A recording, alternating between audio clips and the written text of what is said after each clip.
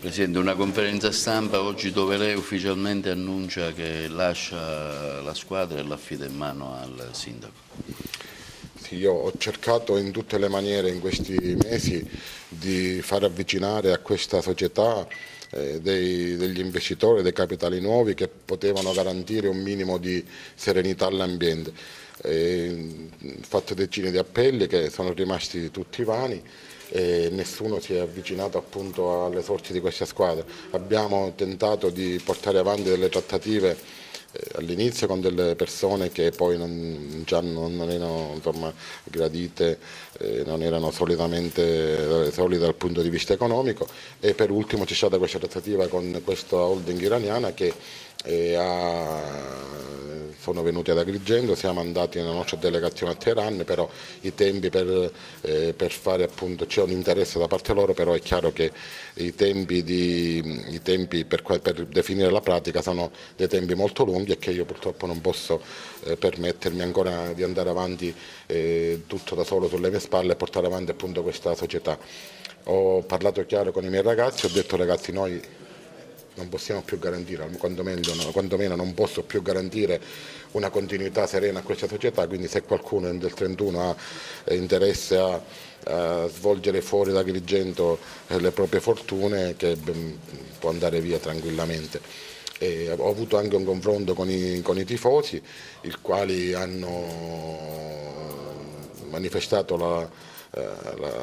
volontà affinché io mi facessi da parte, ma io non mi faccio da parte per questo, mi faccio da parte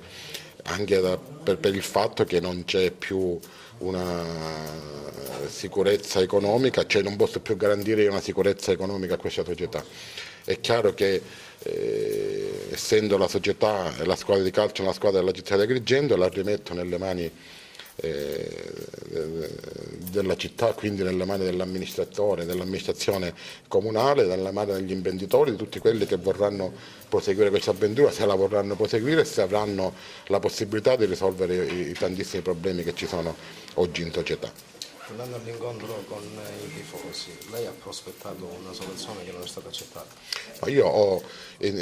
prospettato ai tifosi le possibilità, perché mi hanno chiesto cosa succederà ora. Io ho chiesto e ho risposto che possono succedere due cose: o che l'Ageras, tre anzi, o che l'Ageras venga acquisita da qualcuno, o che l'Ageras fallisca e quindi scompare definitivamente il calcio d'Agrigento, o che si possa realizzare un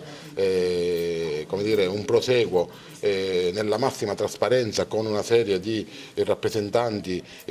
creare così una commissione, chiamiamola così, con i rappresentanti dei tifosi, dell'amministrazione, degli imprenditori, quelli che appunto vorranno entrare, e cercare di